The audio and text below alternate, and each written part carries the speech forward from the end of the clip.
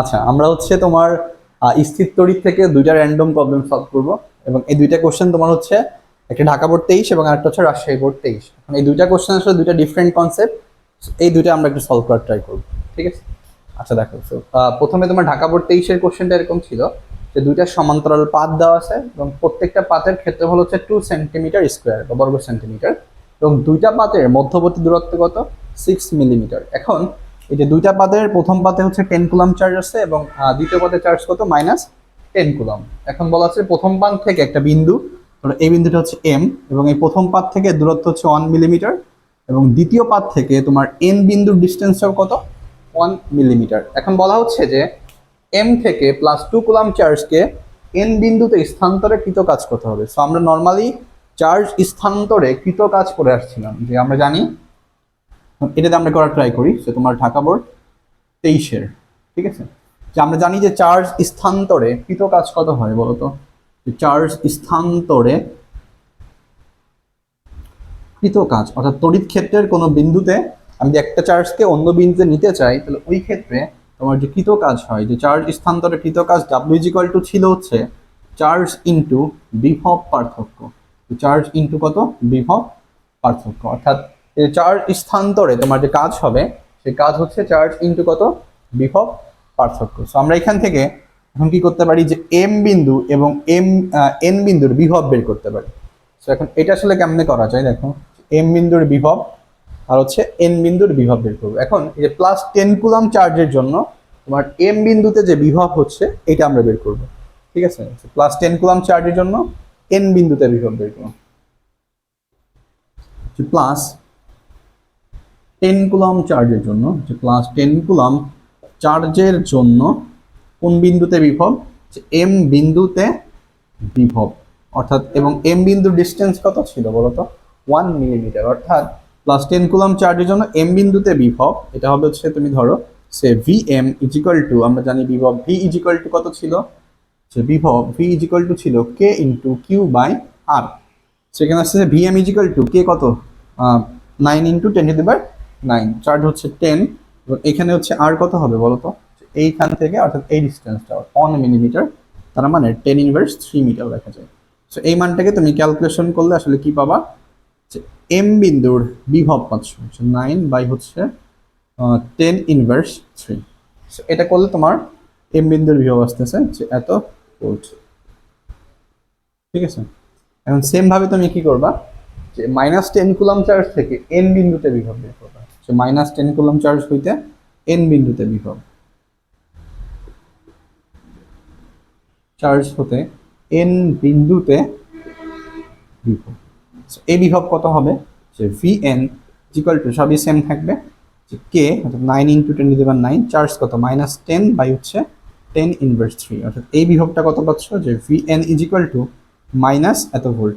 মানে এম বিন্দুর বিভবও যা এন বিন্দুর বিভবের সমান, কিন্তু এটা কি আসতেছে বিপরীত।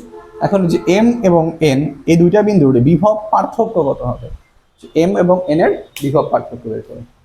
এম বিন্দু এবং এন বিন্দুর বিভব পার্থক্য এটা আমরা বের করি। ঠিক আছে, এখন বিভব পার্থক্য বের করলে কত আসে দেখো, এম বিন্দু এবং এন বিন্দুর বিভব পার্থক্য। ওকে, আমরা এটা বের করে ফেলি, এম এবং এন এর বিভব পার্থক্য এটা কত আসে দেখো, যে V(m_n) লিখলাম, যে এম এন এর বিভব পার্থক্য V(m_n) সমান লেখা যায় কত, Vm - Vn, এবং এই Vnটা কি বা n বিন্দুর বিভবটা নেগেটিভ আসে -Vn, তার মানে তুমি এখানে পাচ্ছ যে Vm + Vn। তাহলে দুইটা বিন্দুর বিভব যোগ করলে আসলে কি পাবা, যে m বিন্দু এবং n বিন্দুর মধ্যকার বিভব পার্থক্য পাচ্ছ এত ভোল্ট। ঠিক আছে, কারণ বিভব পার্থক্য হইলে আমরা কৃত কাজ বের করতে পারবি, কারণ আমরা জানি যে কৃত কাজ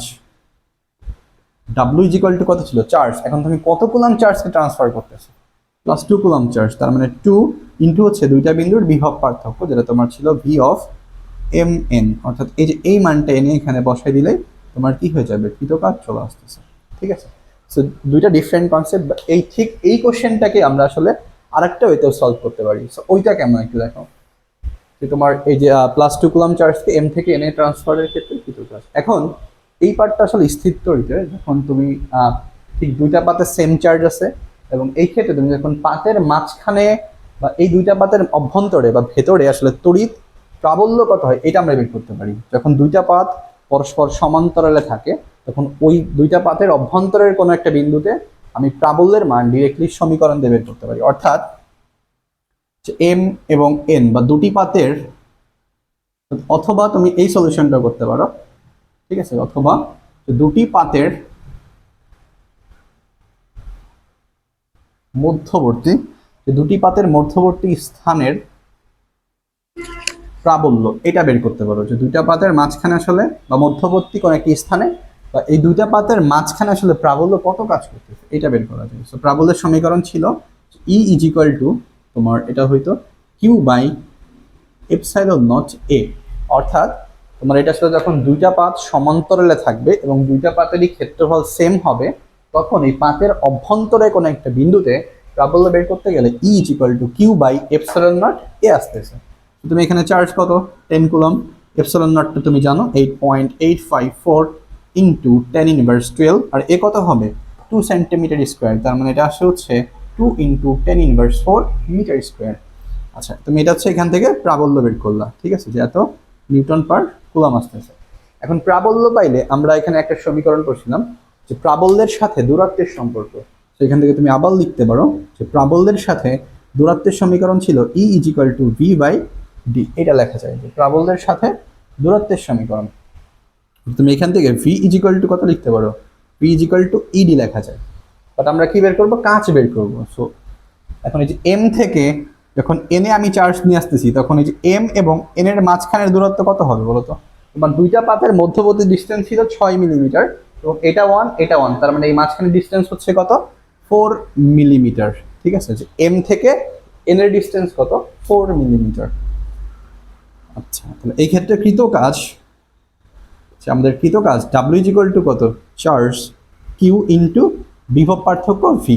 তাহলে আমরা এই ভিটাকে কি বসাইতে পারি, কিউ, ভি মানে লেখা যায় ই ইন্টু ডি। তাহলে ইর মানটা তুমি এখানে বের করছো, তাহলে কিউ কত হবে 2 কুলম, আর এই যে ইর মানটা বসাই দিবা হচ্ছে যে এই মানটা এখান থেকে যেটা পাইলা ওইটা, আর ডি কত হবে বলো তো, ডি হচ্ছে এম এবং এন এর মধ্যকার দূরত্ব, অর্থাৎ তুমি একটা চার্জকে কই থেকে কই নিচ্ছ সেই ডিস্টেন্সটা, অর্থাৎ এটা হচ্ছে আমার 4 মিলিমিটার, তার মানে 4 ইন্টু 10 ইনভার্স 3।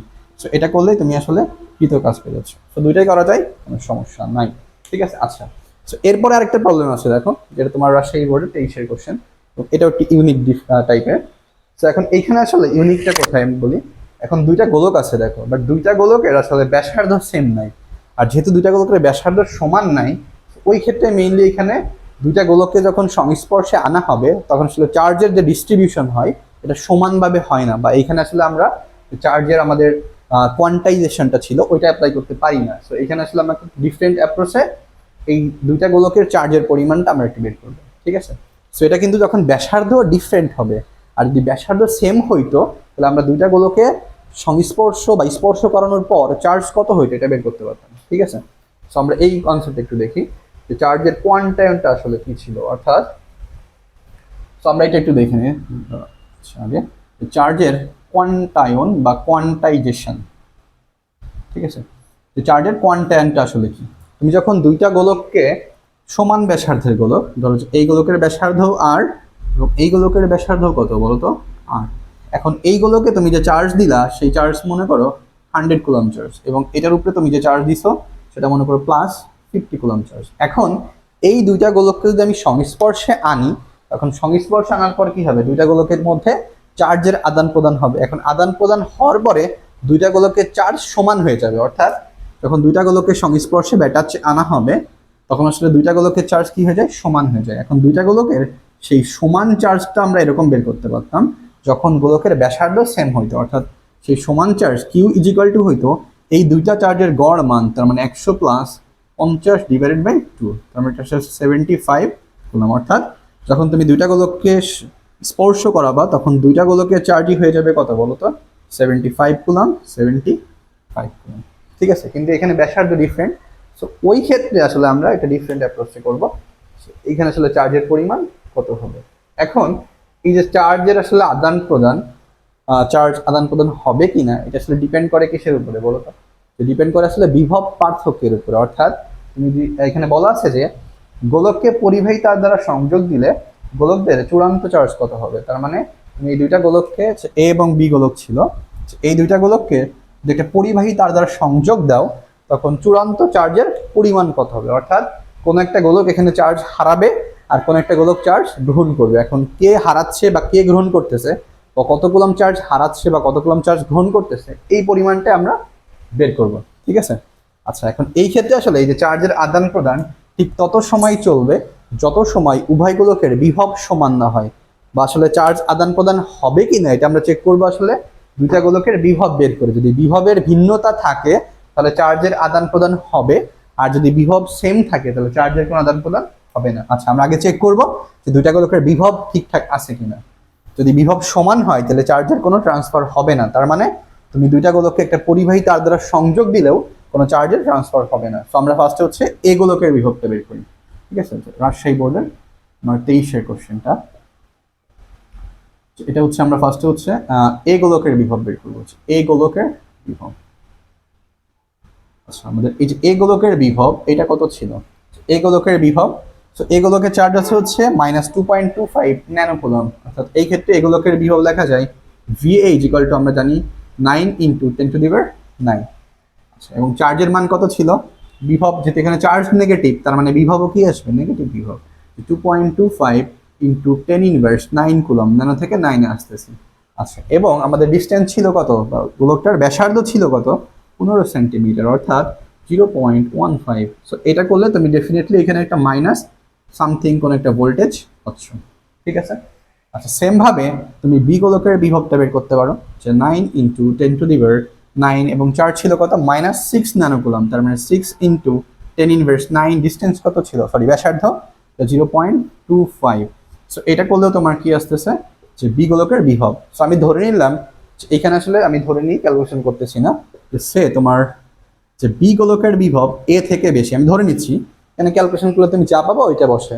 বাট আমি ধরলাম যে বি গোলকের বিভবটা কি এ গোলকের থেকে বেশি। এখন আমরা জানি যে গোলকের বিভব বেশি হয় বা যে বিন্দুর বিভব বেশি হবে কারেন্ট হচ্ছে বেশি বিভব থেকে বা উচ্চ বিভব থেকে নিম্ন বিভবের দিকে আসবে। তার মানে আমি যেহেতু ধরে নিয়েছি যে বি গোলকটার বিভব বেশি, এই জন্য কারেন্ট আসতেছে কি বি থেকে এতে। এখন কারেন্ট যেদিকে আসে তোমার চার্জের প্রবাহ ঠিক তার উল্টা দিকে যাবে না, অর্থাৎ বি থেকে এতে আসতেছে কারেন্ট, কিন্তু চার্জ যাবে কোন দিকে বলতো, এ থেকে বি এর দিকে। অর্থাৎ চার্জ প্রবাহিত হবে হচ্ছে এ থেকে বিতে। অর্থাৎ এই চার্জের প্রবাহটা ঠিক তত সময় চলবে যত সময় উভয় গোলকের বিভব কি না হয়, সমান না হয়। এখন আমি ধরে নিলাম যে এ গোলক অর্থাৎ এই Q1 চার্জ থেকে কিউ পরিমাণ চার্জ হারাবে, কারণ চার্জের ফ্লো হবে হচ্ছে এ থেকে বি এর দিকে। তার মানে যে এ গোলকটা চার্জ হারাবে এবং বি গোলক কি করবে, চার্জ গ্রহণ করবে। অর্থাৎ আমরা এইটা ধরেই আসলে করে ফেলবো, যে তুমি ধরবা, যে ধরি যে এ গোলক হতে কিউ কুলম চার্জ বি গোলকে স্থানান্তর হওয়ার পর, এ গোলক হইতে বি গোলকে কিউ কুলম চার্জ স্থানান্তর হওয়ার পর উভয় গোলকের বিভব সমান হয়ে যাবে। ঠিক আছে, কারণ আসলে চার্জের ফ্লোটা ঠিক তত সময় চলবে যত সময় কি না হয় বিভব সেম নয়। আমি ধরে নিচ্ছি যে এ গোলক থেকে যখন কিউ কুলম চার্জ বের হবে এবং এই কিউ কুলম চার্জ যখন বি গোলক গ্রহণ করবে তখন দুইটা গোলকের বিভব কি হয়ে যাবে, সমান হয়ে যাবে, আর তখনই চার্জের ফ্লোটা স্টপ হয়ে যাবে। অর্থাৎ যে এ গোলক হইতে কিউ কুলম চার্জ বি গোলকে স্থানান্তর হওয়ার পর উভয় গোলকের বিভব কি হয়ে যায় বলতো, বিভব সমান হয়ে যায়। অর্থাৎ উভয় গোলকের বিভব সমান হয়ে যায়, আর বিভব সমান হইলে চার্জের কোনো ট্রান্সফার হয় না। এখন আমরা এই জিনিসটাই করবো। অর্থাৎ তোমার এইখানে কি হয়েছে বলতো, যে এ গোলক বা Q1 যে গোলকে চার্জ ছিল, এই Q1 চার্জ থেকে কিউ পরিমাণ চার্জ হারাইছে। তার মানে Q1 - Q হচ্ছে পরিবর্তিত চার্জ। যখন দুইটা গোলকের বিভব সমান হবে তখন এই যে প্রথম গোলক কি করছে, Q1 - Q, অর্থাৎ প্রথম গোলকের চার্জ দাঁড়াচ্ছে হচ্ছে আমার Q1 - Q কুলম, এবং দুই নম্বর গোলকের চার্জ হবে কত বলতো, Q2 + Q। এরকম চার্জ, অর্থাৎ প্রথম গোলকের পরিবর্তিত চার্জ হচ্ছে এটা হবে যখন বিভব সমান, এবং দুই নম্বর গোলকের চার্জ কি হবে, এটা যখন দুইটা গোলকের বিভবে সমান। অর্থাৎ আমরা এটাকে এরকম লিখতে পারি যে VA = K × যদি বিভব ইকুয়াল হয়, অর্থাৎ প্রথম গোলক কিউ চার্জ ট্রান্সফার করছে এবং ডিস্টেন্স কত ছিল বলো তো, যে ব্যাসার্ধ এটা ছিল হচ্ছে আমার 0.15 এবং বি গোলকের বিভব কত হবে, কে ইন্টু এটা Q2 প্লাস কিউ বাই হচ্ছে 0.25। এখন এই কন্ডিশনে কি হবে, দুইটা গোলকের বিভব সমান, তার মানে এখানে লেখা যায় VH ইকুয়াল টু VB। তুমি এখানে মান বসাই দিয়ে ক্যালকুলেশন করলে হয়ে যাচ্ছে, কে ইকুয়াল টু হচ্ছে Q1 minus Q divide by 0.15 equal to Q2 plus Q divided by 0.25।